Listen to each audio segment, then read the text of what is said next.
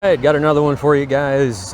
This one, the backdrop is the Bay of Lance. It's sweet, dude. If you haven't been to the Upper Peninsula, Michigan's Upper Peninsula, I mean, it's unlike any other. So I know it's probably not as awesome as a canyon with a waterfall, but hey, you know, this one's kind of hilarious because not even 50 feet in front of me, there's a really busy road, and I see people looking at me like, why is this guy facing the wrong way? Like, you should be facing that way, right? So I don't know, but I wanted to talk briefly about this idea I had the other day, and it's pretty straightforward, and it's just a question, like, is the media really the problem? And I ask because, especially in kind of MAGA circles and, you know, circles that are comprised of people that have two brain cells to rub together,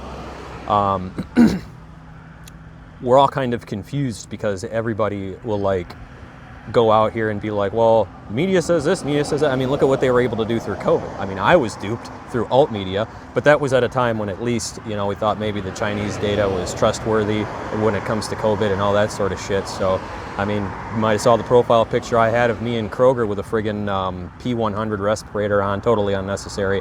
And I literally got loads of groceries and would just bleach them because it's like I thought, well, based on what's coming out of China, it looks like, you know, there's a 10%, you get this 10% chance you die.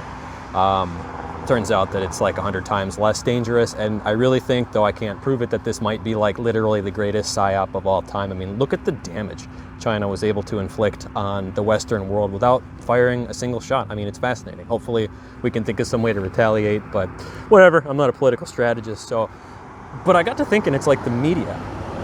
Like, why do people listen to them so much? I mean, I get the credence or the credence and the star power being on a screen in front of somebody lends you. I think that's going to fade as time goes on. So if you want to make some kind of splash with video, well, that's still like a thing that happens, then hop on it. But I think it's deeper than that. And I got to thinking about my experience with kindergarten through college, and one of the things that struck me was how during that educational period, we covered writing a research paper, sourcing stuff, and throughout the whole ordeal, I call it an ordeal because I think K through 12 is perhaps one of the greatest scams, literally, of all time. You know, throughout that ordeal, they're going over, well, here's how you source stuff, here's how you look stuff up, here's a valid source, here's an invalid source, you know, and one of the things they really pumped was like news sources, like for news articles and whatnot, you know, MSN, CNBC, CNN, Fox News, well, not C-SPAN, but you know what I'm saying. So, with Fox News kind of being, oh, well, they're kind of out there. You know, that was literally the phrase they used. And beyond that, when you look at the character of a lot of the instruction that takes place in K through 12, now especially, but even 20 years ago when I started that shit, there is a leftist slant to almost all of it when it came to any partisan issue, Republican versus Democrat. I mean, with the teachers being 95% women, obviously, you know, there was a clear leftist slant in that direction. But the thing that they would constantly do, you know, along with being completely incompetent for the most part, man or woman, by the way, as a K through 12 teacher, is pretend as if leftist ideology or Democrat policies or leftist stances in general were just simply facts. Like, they would present to you the idea that funding for college or funding for teachers is great, and that's a fact, as much so as 1 + 1 = 2.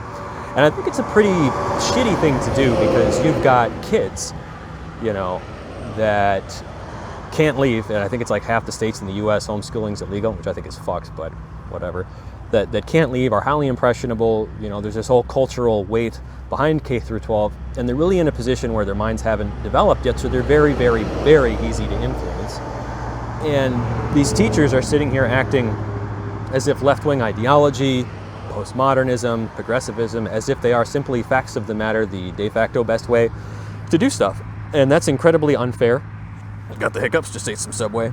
It's intellectually dishonest to an astonishing degree, but it's like, they're K through 12 teachers. And it's like, I know I harp on teachers pretty bad, but it's like, if you were really good at something, you probably wouldn't end up with a government job. You would have ended up in the free market. But since you're, you know, probably not that good, that's why you're a K through 12 teacher. And don't get me wrong, like, I know there are good K through 12 teachers. It's not like all of them are bad, but it's, I mean, we're talking 9 out of 10 suck. So it's like, especially with YouTube and a lot of the free material out here, there really is nowhere near as big of a reason to have 13 years of government-funded education. I mean, it's astonishing. We've got kids graduating, 17, 18, 19 years old, and they can hardly perform at a minimum wage job. this is ridiculous. Like, after 13 years, you can't even teach somebody to flip burgers correctly, and now they have to go to school for another 6 years to get a degree to just learn everything on the job. And I get it, science, technology, engineering, mathematics, that stuff's pretty complicated, but I don't think it's beyond the purview of 12, 13, 14-year-old individuals to start working on a specialty instead of pissing away tens of thousands, hundreds of thousands of dollars, arguably, so that a class of useless people can have a cushy job and summers off. So back to the original point question, is the media really the problem? I think not. I think the media is a sign of a greater problem, and that's that the quote-unquote educational system in the United States is absolute dog shit.